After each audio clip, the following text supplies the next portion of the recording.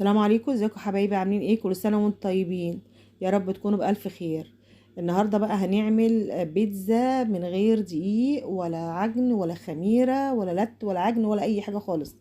هنعملها زي ما احنا شايفينها كده، شكلها حلو، طعمها جميل جدا، بيتزا اقتصاديه جدا. يلا بينا نشوف هنعمل ايه. هنا هنجيب صينيه وهندهنها كويس قوي، او مهم قوي الدهنه الاولانيه دي علشان الجلاش ما يلزقش منها. طبعا هنجيب لفه جلاش. بعد كده هنحط طبقتين بعد ما دهنا الصينية كويس قوي. هنحط ورقتين كده من الجلاش. احنا هنا هنحط نص لفة الجلاش في الطبقة الأولانية قبل الحشوة، والنص التاني هنحطه بعد ما نحشي الحشوة بتاعتنا.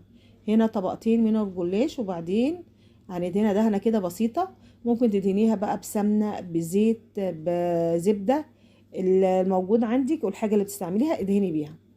بعد كده هنحط رقين كمان دهنة، يعني بين كل رقين ورقين جلاش او كل ورقتين وورقتين هندهن دهنة بسيطة، مش هنحط كتير. هي الدهنة الأولانية بس هي اللي في الصينية اللي هندهنها دهنة كويسة. بعد كده هنحط الورقتين التانيين وهندهن كده برضو دهنة بسيطة لحد ما نخلص زي ما قلنا نص لفة الجلاش. ودي هي هتبقى الطبقة الأولانية.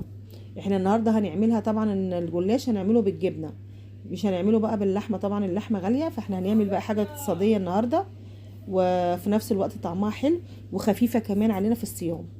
هنجيب جبنة، دي جبنة قريش، دي كانت موجودة عندي، الولاد ما كانوش عاوزين ياكلوها، فبدل ما تبوظ انا روحت مصفيها زي ما احنا شايفين كده، وحطيتها في الطبق وحطيت عليها معلقتين زعتر.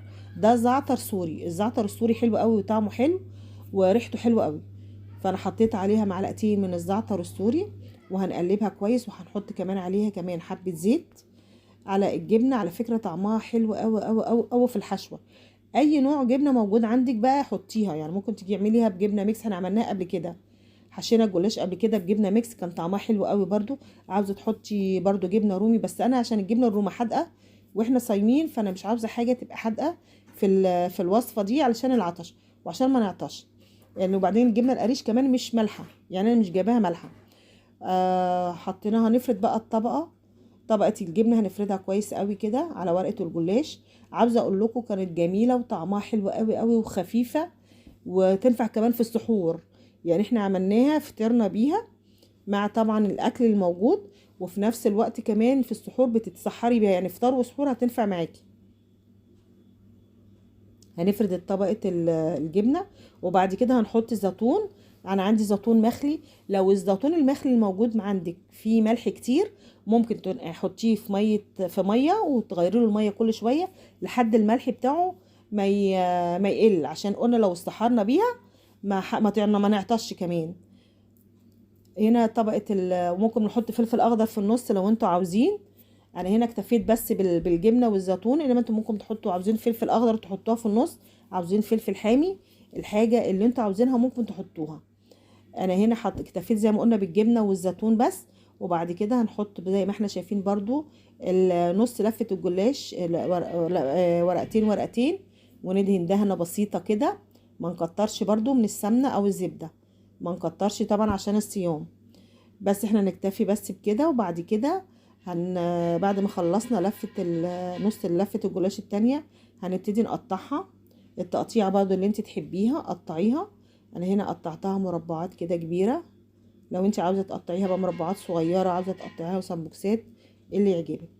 بعد كده انا هنا بحبها طرية، لو انتوا حبيتوها ناشفة شوية قللوا اللبن، يعني لو انتوا حابينها بتقرمش حطوا نص كوباية لبن بس.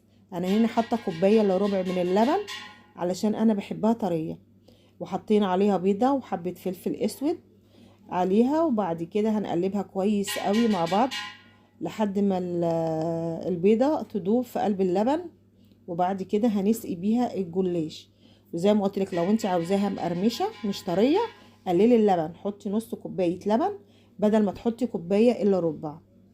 وهنحط اللبن كده في الصينية، وطبعا زي ما احنا شايفين لازم كله يشرب من اللبن والبيض، والجناب كده ننزلها بمعلقة والحروف بتاعتها عشان تتشرب. بعد كده بنحط من فوق بقى، انت حطي على كل مربع كده. انا حاطه هنا فلفل احمر او فلفل اخضر اللي موجود عندك حطيه، عاوزه تحطي طماطم برضو حطي. انا اكتفيت بالفلفل والزيتون بس كده من على الوش. انما انت لو عاوزه تحطي كمان جبنه رومي على الوش هتديها طعم وريحه، بس طعم حلو قوي. بس انا عشان الجبنه الرومي بتبقى حادقه شويه، فانا ما حبيتهاش تبقى حادقه عشان لما نستحر زي ما قلنا ما نعطش. انما انت حسب اللي انت عاوزاه، اللي انت عاوزاه حطيه. بعد كده هنسخن الفرن وعلى 180. انا هدخلها فرن على 180 لحد ما زي ما احنا شفناها كده احمرت واستوت من تحت. مش هتاخد وقت كتير، ممكن نحطيها على الصاجه وبعد كده تحطيها على الشوايه، ما بتاخدش وقت خالص. بعد كده زي ما احنا شايفينها كده طلعناها. انا مش قادره اقول لكم فعلا كانت طعمها تحفه، طعمها حلو قوي وكانت خفيفه وجميله. تنفع على الفطار جنب بواقي الاكل الموجود عندك، ممكن تعمليها. انا عملت كده، كان عندي بواقي من الاكل رحت عامله صينيه جلاش بالجبنه دي جنبها، كانت تحفه. واللي فاضل سحرنا بيه وكانت طعمها حلو قوي. وزي ما احنا شايفين اهو. أنا طبعا بقطعها لكم وهي سخنه، لما تبرد شويه كمان هتبقى جميله جدا وهتبقى ماسكه نفسها كمان عن كده، وجميلة جدا وطعمها حلو. اتمنى تجربوا الوصفة دي وان شاء الله تعجبكم. ولحد هنا الفيديو بتاعنا خلص، وان شاء الله تعجبكم الوصفة دي لما تجربوها. ومع الف سلامة، كل سنة وانتم طيبين.